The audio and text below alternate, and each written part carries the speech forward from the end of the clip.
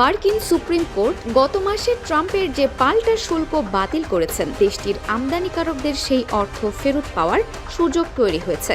দেশটির ফেডারেল আদালতের আরেক রায়ে এই সুযোগ তৈরি হয়েছে। যুক্তরাষ্ট্রের আন্তর্জাতিক বাণিজ্য আদালত আদেশ দিয়েছেন, গত বছর প্রেসিডেন্ট ডোনাল্ড ট্রাম্প আন্তর্জাতিক জরুরি অর্থনৈতিক ক্ষমতা আইনের আওতায় যে শুল্ক আরোপ করেছিলেন তা আমদানিকারকদের ফেরত দেওয়া হবে।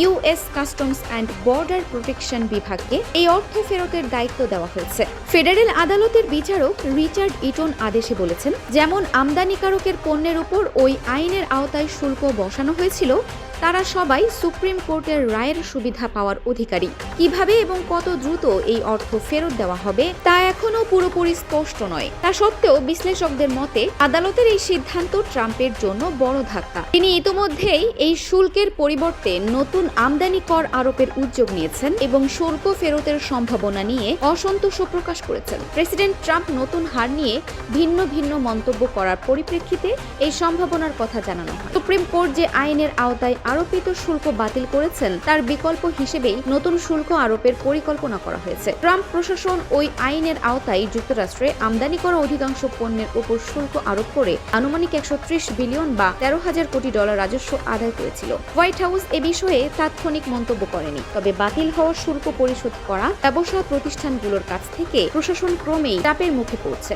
অর্থাৎ শুল্ক ফেরত দেওয়ার দাবি জোরালো হচ্ছে।